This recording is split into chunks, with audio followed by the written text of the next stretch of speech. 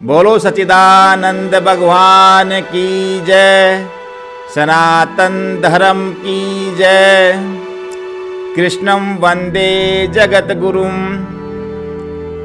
जिसका मन क्षण भर भी ब्रह्म में स्थिर हो गया है तो मान लो उसने सब तीर्थों में स्नान कर लिया है, उसने संपूर्ण पृथ्वी का दान कर दिया है, उसने सब यज्ञ कर लिए हैं, उसने सभी देवी देवताओं की पूजा कर ली है,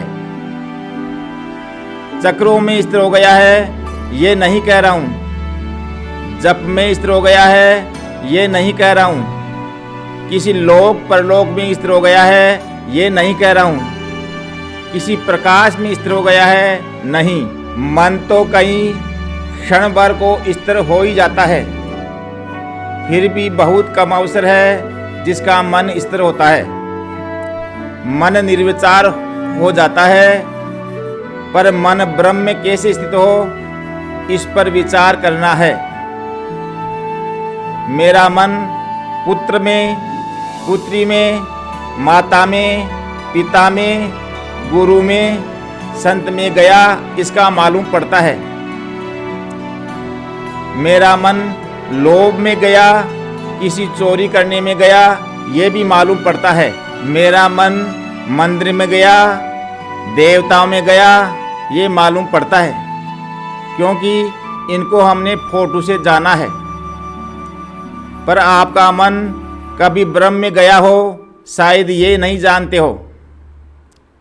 जब आप जानते ही नहीं तो मन जाएगा कैसे, और यदि जाएगा तो पता कैसे चलेगा कि मन ब्रह्म में गया। स्त्री में चला जाता है, बुरे बुरे कामों में चला जाता है, क्योंकि इनको तुम जानते हो। छोटे बच्चे का मन जाता है पर अभी वो जानता ही नहीं कि कहाँ जाता है। तो मन ब्रह्म में रहता भी हो तो क्या, और रहता ही है, ब्रह्म के बाहर कोई रहता ही नहीं। इसलिए तो कहा गया है कि पानी में मीन प्यासी रे और सुन सुनावे आवे हांसी रे। भले ही मछली पानी को जानती है, हम तो वो है कि हम ब्रह्म को जानते ही नहीं।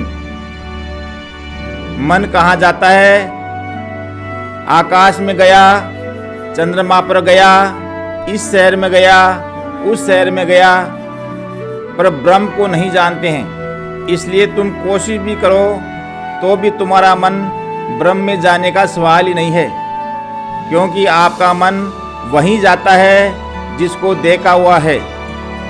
आपका मन भगवान राम में चला जाता है, आपका मन भगवान कृष्ण में चला जाता है, क्योंकि उनके बारे में फट रखा है और देखा हुआ है।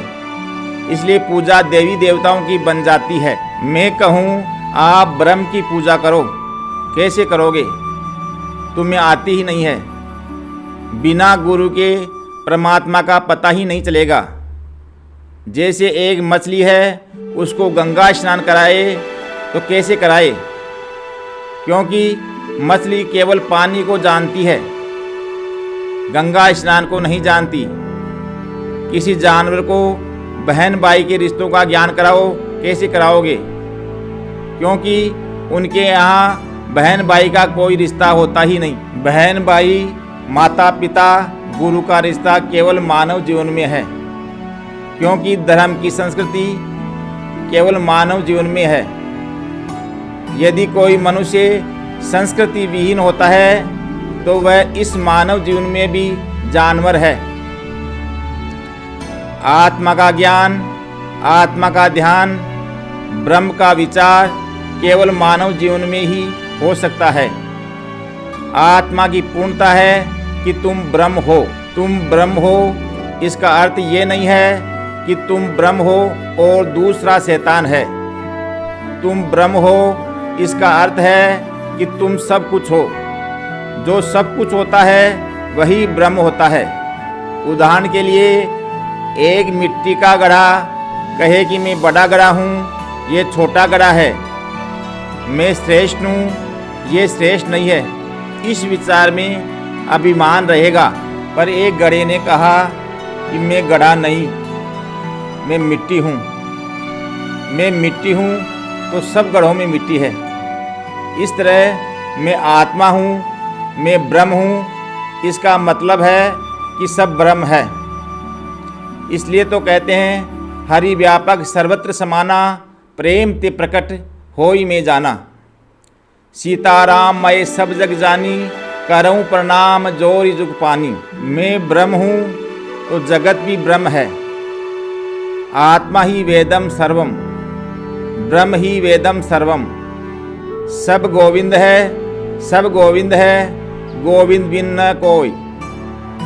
भगवान ने कहा है जो मुझको सर्वत्र देखता है, सबको मुझ में देखता है, वो कभी मुझसे अलग नहीं होता है और मैं उससे अलग नहीं होता।